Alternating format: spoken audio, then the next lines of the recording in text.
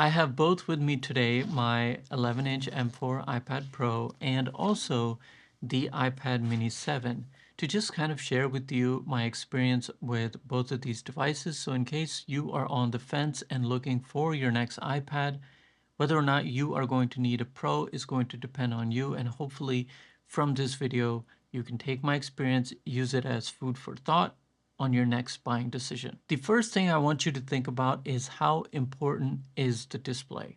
And I don't mean just the size, because here obviously you have like an 8-inch display.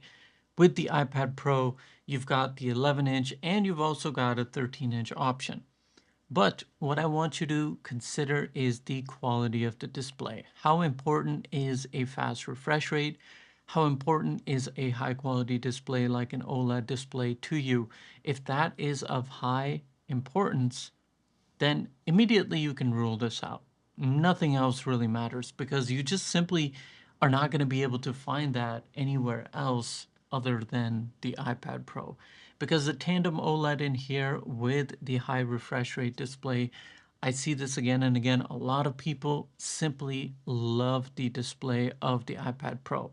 And if I'm being honest, it is a very good display. I know that if I'm looking at something and I want it to be color accurate, whether it's a photo, whether it's a video I'm editing, or a game I'm playing, or just watching movies and stuff, it's going to provide an experience that is unmatched on any other display I've seen. Now, I don't want you to think that that means that the iPad mini is not going to be able to keep up. No, no, no. This is not a slouch by any means. If refresh rate and the highest quality is not of importance and you value more of like a comfortable experience, well, this is the most comfortable iPad you can buy, simply because this is the only iPad that you're going to be able to hold like a book.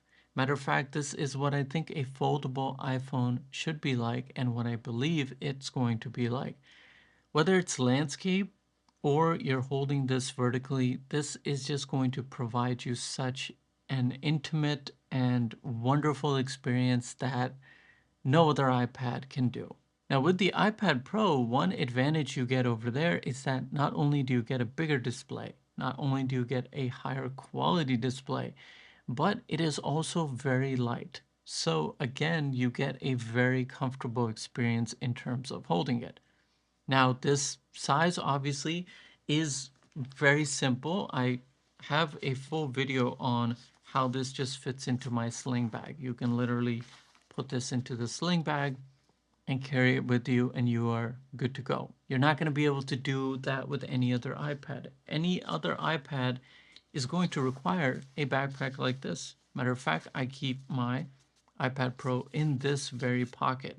So that is one advantage that you get with the iPad mini that you're not going to get with any other iPad. Now, one other advantage that you're going to get with the iPad mini size is that if you like to game, even though you don't have a high refresh rate or a very high quality display here, this does fit into a game controller.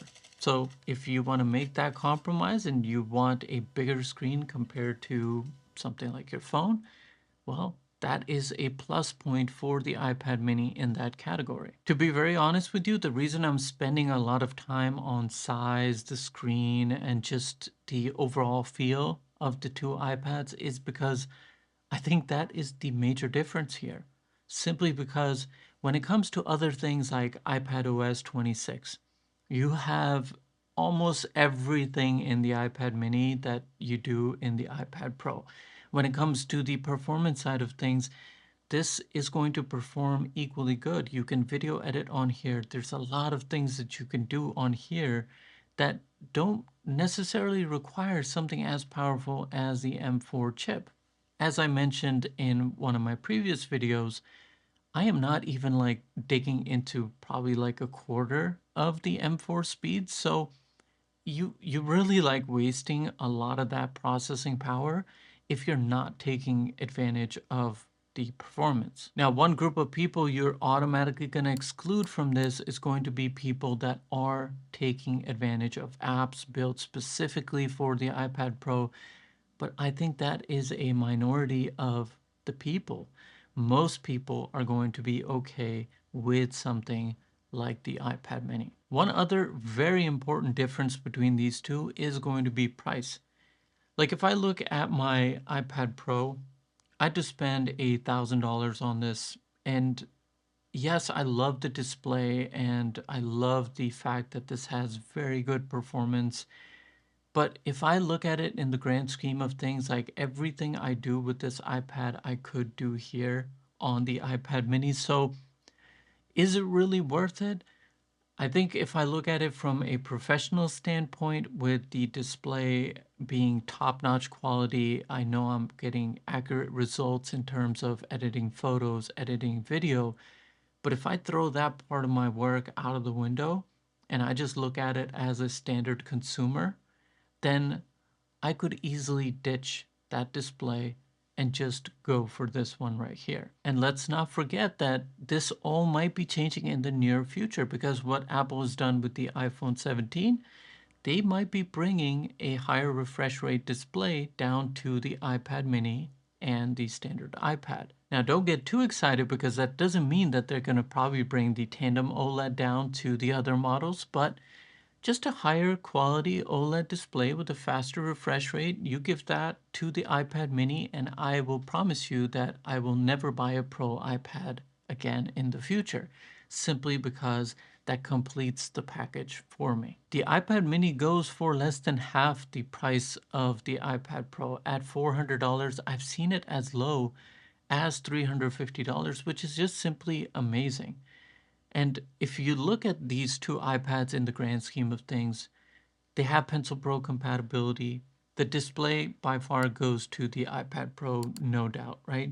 But if you look at the overall iPad experience, you're going to get it here in both of these devices. And so it's really a matter of how much do you want that higher quality display, and also what your wallet's condition is looking like. And I don't mean like has the leather worn on the wallet. I mean, like, can you afford to buy the Pro iPad, and do you really need it?